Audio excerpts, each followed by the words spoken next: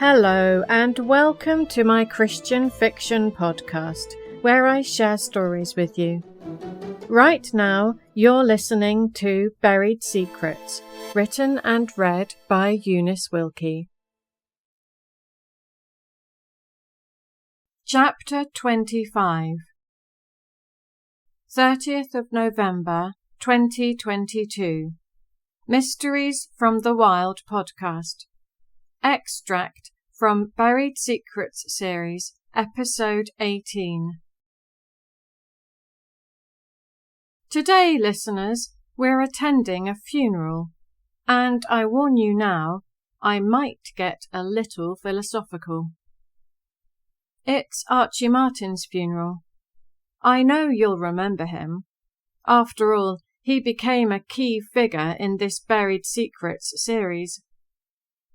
I defy any of you to produce anyone less likely to be involved in murder. Though, to be fair, we met him when he was in his late 80s, when old age has a way of softening, if not entirely erasing, any remnants of brutality.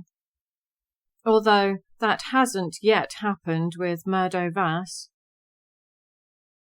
But, as I said, we're going to a funeral. So, put on your best black clothes. Yes, traditional mourning attire is still a thing in Strathavie. Wear your most solemn expression, and walk with me down the gravel path. The stones crunch beneath our feet, and small puddles glisten where rain has collected. It's a wet day, I'm afraid, and though we'll make it inside before the next shower, the wind is blowing raindrops from the last stubborn leaves clinging to an oak tree. Most of the trees are already bare. It's not surprising. Tomorrow is December. Ahead stands a large church.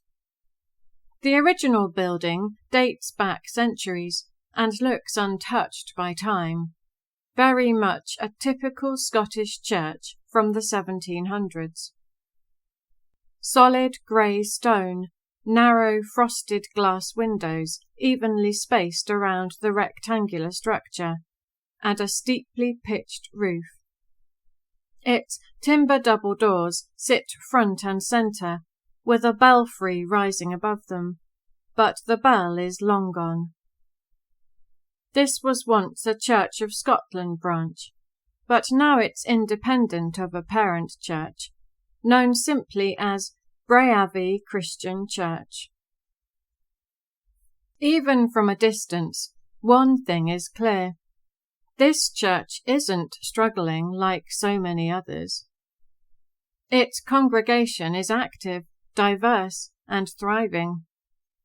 The modern extension, a timber and glass addition housing a kitchen, dining area, library, and meeting rooms, proves as much. The Urquharts are members here. Like the other church members I've met, they take their Christian faith seriously. It's not just something they practice inside these walls. It's something they live. Their church activities don't define their faith. Their faith defines their church activities. We slip into a pew near the back of the old auditorium, choosing the centre section for the best view. The polished wooden pews are rigid, but at least there's a thick seat cushion. Our backs, however, will have to endure the solid wood for the next hour or so.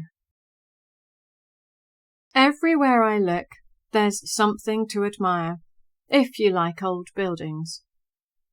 Above us, the lofty vaulted ceiling showcases well-preserved timber trusses, which criss-cross the space at regular intervals, their age doing nothing to diminish their strength. The smaller pew sections on either side are tucked beneath the tiered gallery, which wraps around 3 walls of the church. Every seat faces the pulpit, a grand old-fashioned piece of furniture, likely preserved from the church's earliest days. It's beautiful, even if the idea of elevating a minister so far above his congregation feels a bit archaic. The hymns begin, led by the deep resonant chords of the old organ. The voices that rise in response are strong and sure. The regular congregation is here in force. Archie Martin was latterly a church member here, and they know these hymns well. Not just the words, but their meaning. They believe, without a shadow of doubt, that no matter what Archie did, and no one here mentions that not long ago the police were considering charging him in connection with a murder, he's in heaven. Why? Because he trusted in Jesus Christ as his Saviour. I think back to the frail man I met, weighed down by regret over his role in covering up a terrible crime. And I remember his joy, real unmistakable joy, when he told me, "God has forgiven all my sins, and I'll go straight to heaven." Sprinkled among the crowd are familiar faces. Jack Urquhart is here, as is his father, Colonel Urquhart.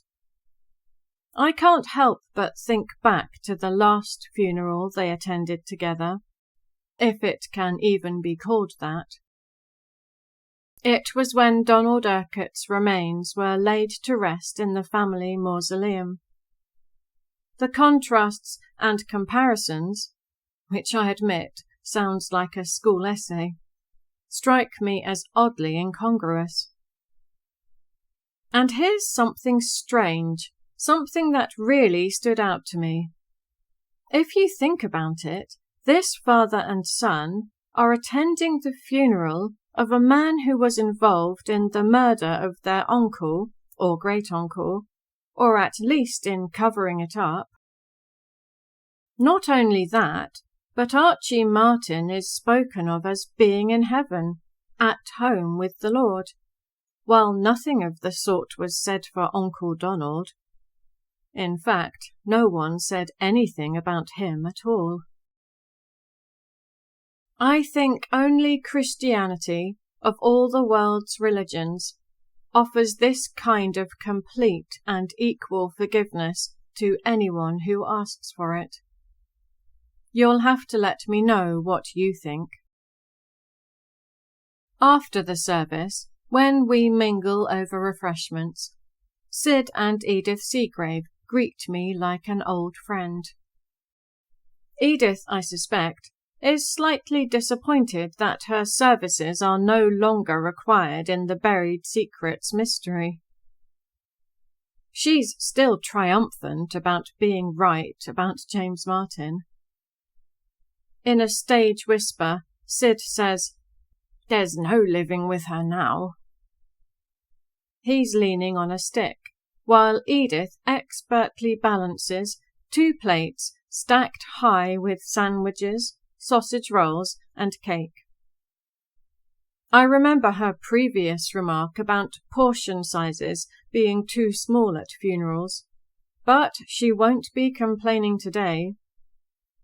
She leads the way to a table, and with a parting wink, Sid follows. Elspeth Martin, the local shopkeeper, is in her element. She's not much of a churchgoer, but this is more of a social event for her than a religious one. Draped in voluminous black, the fabric cascading from her broad shoulders to her knees, she has an air of theatrical elegance. It's clear she enjoys dressing up, and has good taste too. Presumably she feels some sadness at the passing of a distant relative, at least 1 generation removed. But let's be honest, The real excitement in the community is the breaking story of Archie's involvement in Donald Urquhart's death. And Elspeth, naturally, is right in the thick of it. Somewhat to my surprise, she spots me in the crowd and immediately comes my way. "You're the one doing the pod thing about the story, aren't you?" When I confirm this, she surprises me even further by offering her services for my pod thing, should I need them. "There's not much I don't know about what goes on," she assures me. Not that I needed the reassurance. I tell her she's already featured on my podcast and that listeners have enjoyed her contributions. Based on your comments, many of you consider her something of a star.